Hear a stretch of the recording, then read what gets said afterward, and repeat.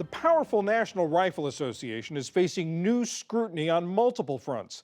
Today, the Washington Post reported that nearly a quarter of the NRA's board of directors collected payments from the group in recent years, sometimes totaling hundreds of thousands of dollars. This is on top of disclosures of lavish spending by NRA Chief Executive Wayne LaPierre, a New York Attorney General's inquiry into the lobbying group, and calls by Democratic senators for an investigation. Carol Leonnig is one of the Washington Post investigative reporters looking into the NRA. Carol, thanks so much for joining us. You looked at a lot of tax records, state charitable reports, and other documents. What did you find? Tell us about this spending being directed toward members of the board.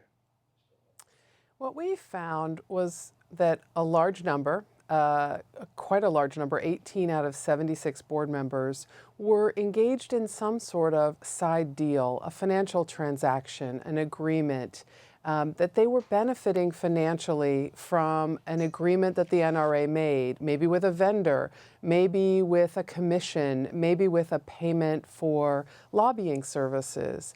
Some of these payments were not that much, some of them were quite considerable. And it was striking to us because we wanted to understand how good the NRA board is in governing this charity, which has, a special tax status. In looking at their corporate governance, this question arose: if so many of them are receiving payments or financial benefits via the NRA, how well are they really looking after the NRA's spending, which is what the board's purpose is? We asked the NRA about this, and they gave us a statement. They said, we believe the piece provides a distorted view of the NRA's arrangements relating to our board members or the companies they represent. That said, the Washington Post does concede that independent experts did not see any violations of the law, and they note that the NRA properly disclosed any payments that were made. Borrowing from the NRA's statement here, that said, you also talked to a number of lawyers who raised some questions about these payments.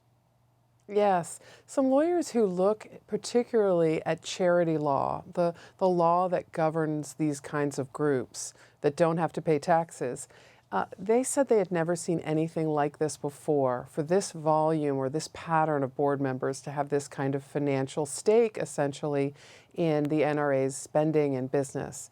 What's important about this at this moment, John, is that, as you know, and I'm sure as many of your viewers know, the NRA is in the middle of a horrific family feud. The leadership, now run by Wayne LaPierre, and has been really run by Wayne LaPierre for at least a couple decades, is under scrutiny for lavish personal spending. The question becomes, is the board really exercising control over that kind of spending for suits, for travel, for a highfalutin, private jets to the Bahamas, to Budapest? Is the board looking out for the best interests of the members who are paying the dues? Or is it really doing things that benefit specific individuals and their lifestyle? The New York Attorney General's office is looking into a lot of things, some of the things that you report this morning, the other spending that you just mentioned. What are some of the possible outcomes of that investigation? The New York Attorney General's investigation is rightly and squarely focused, at the moment anyway, on whether or not this entity it really deserves its tax-exempt status. As you know, the New York Attorney General famously campaigned on the promise that she would look into the NRA's tax status and whether they were rightfully a charity as defined by the law. What could happen is that the investigators determine that the best interests of the members are not being served by this charity. We're told by sources that there is a lot of concern about whether or not these financial transactions were allowed for years to go on, undocumented, unreported to the rest of the board, and whether that was legal then, and whether or not it was legal to have many of these agreements sort of retroactively approved in recent months, which is something that we have heard the NRA has been doing in anticipation of this investigation. You talk about serving the interests of the NRA members. You spoke to some of them. What were their reactions to the things that you found? You know, that is such an interesting moment for us. I have interviewed many NRA board members and just regular dues paying members in the past.